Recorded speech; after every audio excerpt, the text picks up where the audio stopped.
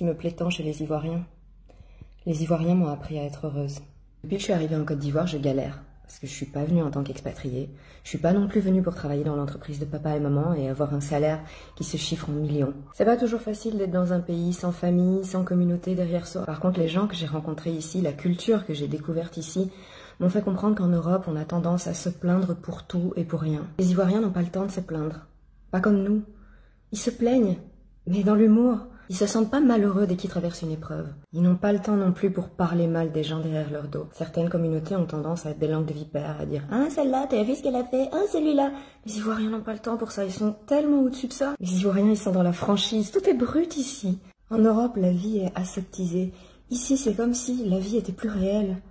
Tout est plus fort. Depuis que je suis ici, j'ai vraiment l'impression de vivre. Même si parfois c'est dur. J'ai vu tellement de gens m'offrir alors qu'ils avaient moins que moi. Et c'est ça qui m'inspire tellement ici, qui me fait admirer les Ivoiriens. Ils ont un sens de l'hospitalité, du partage et de la générosité que j'ai jamais vu ailleurs. Et je sais que ça vient de leur force surhumaine, de leur résilience à toute épreuve. Les Ivoiriens, ils peuvent se relever de n'importe quel drame avec toujours la capacité de croire et d'aimer. L'humour. Depuis que je suis ici, il n'y a pas un seul jour où je souris pas. Même bêtement assise dans mon taxi, le taximètre qui fait un palabre avec un autre. En fait, tu peux pas arrêter, tu peux pas perdre le sourire quand tu vis en Côte d'Ivoire. Le nouchi. Vous imaginez l'intelligence pour créer dans la rue un argot qui réunit toutes les ethnies, qui évolue tous les jours, qui a un ensemble d'images et de métaphores et que le pays entier connaît et comprend?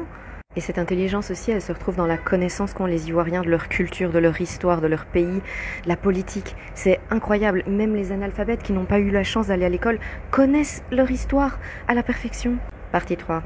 Je vais pas vous le cacher, hein. À la base, je me disais que ça serait sympa de venir, d'avoir une villa avec piscine, un chauffeur et de passer tous mes week-ends à Assini. Et finalement, j'ai jamais obtenu tout ça.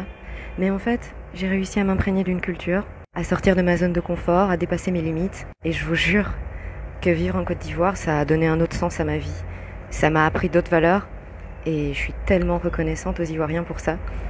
Donc voilà, c'est un peu ça qui fait que j'aime la Côte d'Ivoire et les Ivoiriens.